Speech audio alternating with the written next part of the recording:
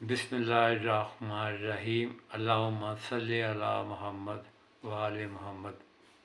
दोस्तों, मैं लाहौर तो इंग्लैंड गया था सऊदी एयरलाइन ते।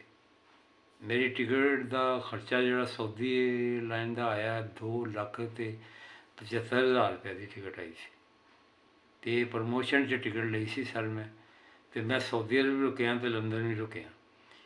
तो वापस फिर मैं आया वहाँ लंदन तो सऊदी अरब वाले ने मैनू साल का मल्टीपल वीज़ा दिता है।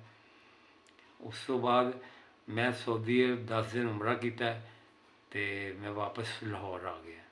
मैं अपने सफ़र का थोड़ा जरा तुहाडे नाल शेयर करना चाह रहा कि मेरा सफ़र किस तरह गुजरिया, कैसा रहा। अल्हम्दुलिल्लाह जद्दा एयरपोर्ट से पहुँच के मैं उमरा की अदायगी की, तुहाडियां दुआवां नाल दोस्तों की दुआवां नाल मैं उमरे की अदायगी की। उसके बाद मैं मक्का तो मदीना गया। दोस्तों, तुसी आप ही अगर होटल बुक कर लेंदे हो तो बेहतर है। अगर होटल किसी को बुक करवा लेंदे तो फिर भी ठीक है, लेकिन आप बुक कर लेंदे तो तुहानूं पता होएगा कि यह होटल अच्छा है नहीं। होटल वाले तंग बहुत कर रहे हैं।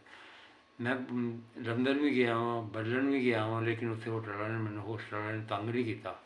ਜਿਹੜੇ सऊदी अरब के होटलों के पाकिस्तानियों ने बुकिंग की होटलों की, या पाकिस्तानी बैठे ने, अरबी तो बैठा है वो तो बुकिंग नहीं करता, वो पाकिस्तानियों ने ठेका लिया। उन्होंने मैंने डिस्टर्ब किया बड़ा। तो वो टाइम सिर वो बंदे आते नहीं, 6 घंटे बाद कमरा देंगे ने, जबकि तुहाडी पेड भी बुकिंग हो फिर भी मुश्किल पेश आंदियां। फिर मैं मक्का तो जद्दा मदीना गया। मदीना भी मैं 4 दिन रुकिया। उत्थे भी मैंने होटल च उन्हें बड़ा डिले किया और उन्हें मैंने 6 घंटे बाद मैंने कमरा दिता, जबकि मैं वो को 12 1 बजे 2 बजे पहुँच गया हाँ। 2 बजे तक फिर उन्हें 6 बजे जाके मैंने रूम दिता 5 बजे। और वो ये होंदा है कि दोस्तों, अगर तुहानूं टाइम सिर होटल मिल जाए तो तुहाडियां नमाज़ां पूरी हो जांदियां मदीने च, और ऐसे ही मक्के दे विच ते नमाज़ां पढ़ लेंदे हो। तो जे होटल ना सही मिले टाइम सिर तुहानूं ना वो कमरा देवे तो फिर उत्थे हाल च ही बहना पैंदा है। उन्हों दी जो मर्जी होंदी गल्लां सुननियां पैंदियां, वो मर्जी करते हैं अपनी, वो गल ही नहीं सुनते, क्योंकि असीं उमरा करन गए हैं मजबूर होंगे हैं, लेकिन वो गल नहीं सुनते।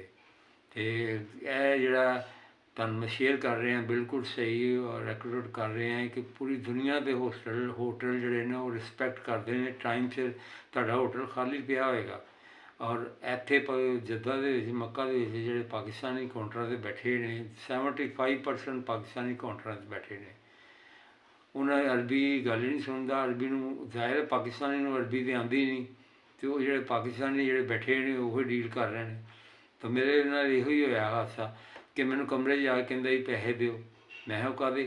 कहंदा जी वो तुसीं अपना 200 रियाल दिओ, तुहाडे पैसे पहुँचे नहीं एडमिट च। मैं कहा मेरे को वोचर है, वोचर गलत है।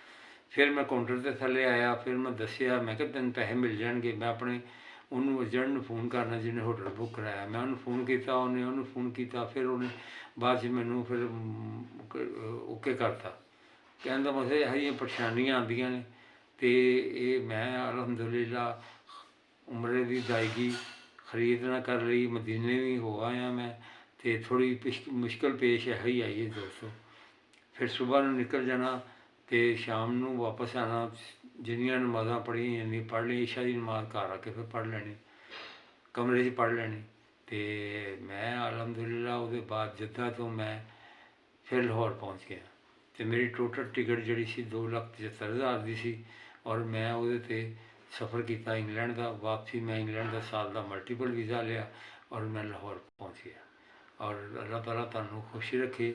मैं तुहाडे नाल यही शेयर करना, जो मुश्किलां पेश आईयां वही तुहानूं दसना चाह रहा। एक होर तुहाडे नाल शेयर करना, मक्के तो मदीने बस सर्विस चलती है, वो इन्होंने हुण शुरू की है। जद्दे तो मक्का की भी बस सर्विस शुरू की है। वह जो किराया 40 रियाल है।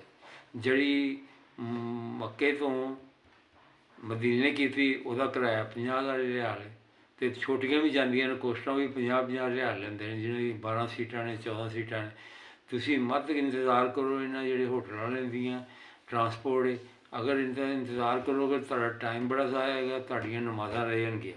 यह मैं तुहाडे नाल शेयर करना चाह रहा, क्योंकि ਇਹ 3 ਵਜੇ ਹੋਟਲ 'ਚੋਂ 2 ਵਜੇ ਨਿਕਲਦੇ ਨੇ, 12-11 ਵਜੇ ਤੁਹਾਡਾ ਸਮਾਨ ਲੈ ਕੇ ਥੱਲੇ ਆ ਜਾਂਦੇ ਨੇ। ਉਹਦੇ ਬਾਅਦ 3 ਘੰਟੇ ਤੁਸੀਂ ਸੋਫਿਆਂ 'ਤੇ ਬੈਠੇ ਰਹਿੰਦੇ ਹੋ, ਨਾ ਜ਼ੋਰ ਦੀ ਨਮਾਜ਼ ਪੜ੍ਹ ਸਕਦੇ ਹੋ, ਨਾ ਤੁਸੀਂ ਇਹ ਤੁਹਾਨੂੰ 5 ਵਜੇ ਉੱਥੇ ਜਾ ਕੇ 11-12 ਵਜੇ ਪਹੁੰਚਾਉਂਦੇ ਨੇ, ਕਿਉਂਕਿ ਇਹਨਾਂ ਨੇ ਦੂਸਰੇ ਹੋਟਲਾਂ 'ਚ ਸਵਾਰੀਆਂ ਚੁੱਕਣੀਆਂ ਹੁੰਦੀਆਂ। ਵੱਡੀ ਬੱਸ ਹੋਏਗੀ 50 ਸੀਟਰ 40 ਸੀਟਰ, ਅਤੇ ਇਹਨਾਂ ਨੇ ਉਹਨੂੰ ਫੁੱਲ ਕਰਨਾ ਹੁੰਦਾ। ਲਿਹਾਜ਼ਾ ਤੁਸੀਂ ਉਹ 40 ਰਿਆਲ 50 ਰਿਆਲ ਦੇ ਕੇ 2 ਘੰਟੇ 2.5 ਘੰਟੇ ਦਾ ਸਫ਼ਰ 3 ਘੰਟੇ ਦਾ ਉਹ ਤੁਸੀਂ ਕਰ ਲਓ, ਉਹ ਜਲਦੀ ਪਹੁੰਚ ਜਾਓਗੇ। 11 ਵਜੇ ਤੁਸੀਂ ਅਗਰ ਗਿਆ ਹੋ ਤਾਂ ਮੈਂ ਵੀ ਉੱਥੋਂ 11 ਵਜੇ 10:30 ਚੱਲਿਆ ਸਾਂ, ਅਤੇ ਇੱਥੇ ਮੈਂ 2:30-3 ਵਜੇ ਪਹੁੰਚ ਕੇ ਆਇਆ। 2.5-3 ਘੰਟੇ ਦਾ ਸਫ਼ਰ ਹੈਗਾ ਮੱਕੇ ਤੋਂ ਜੱਦੇ ਦਾ, ਅਤੇ ਜੱਦੇ ਤੋਂ ਮੱਕੇ ਦਾ ਸਫ਼ਰ ਸਾਰਾ ਘੰਟੇ ਸਵਾ ਘੰਟੇ ਦਾ। ਜਿਹੜੀ ਬੱਸ ਹੈ ਇਹ ਤੁਹਾਨੂੰ ਵੇਟ ਕਰਾਉਂਦੀ ਹੈ, 3 ਘੰਟੇ ਲਿਆਉਂਦੀ ਹੈ। ਲਿਹਾਜ਼ਾ ਤੁਸੀਂ ਬੱਸ 'ਚ ਨਹੀਂ ਬਹਿਣਾ। ਜਿਹੜੀ ਉਹਨਾਂ ਨੇ ਬੱਸ ਚਲਾਈ ਹੈ 40 ਰਿਆਲ ਦੀ, ਉਹ ਜੱਦੇ ਤੋਂ ਮੱਕਾ ਦੀ, ਉਹਦੇ 'ਚ ਬੈਠ ਜਾਓ। 40 ਰਿਆਲ ਦੇ ਦਿਓ, ਉਹਦੇ 'ਚ ਬੈਠ ਜਾਓ। ਤੁਹਾਨੂੰ ਉਹ ਕੋਈ ਰੁਕੇਗੀ ਵੀ ਨਹੀਂ ਥੱਲੇ, ਤੁਹਾਨੂੰ ਸਟਾਪ ਵੀ ਕੋਈ ਨਹੀਂ ਹੋਏਗਾ। ਇਸ ਵਾਸਤੇ ਇਹ ਮੈਂ ਖਾਸ ਤੁਹਾਡੇ ਨਾਲ ਸ਼ੇਅਰ ਕਰਨਾ, ਜਿਹੜੇ ਉਮਰਾ ਕਰਨ ਜਾ ਰਹੇ ਨੇ, ਅੱਲਾਹ ਤਾਲਾ ਨੂੰ ਉਮਰੇ ਦੀ ਸਾਦਤ ਹਾਸਲ ਕਰੇ, ਮੇਰਾ ਉਮਰਾ ਕਬੂਲ ਕਰੇ। ਆਮੀਨ ਸੁਮਾ ਆਮੀਨ।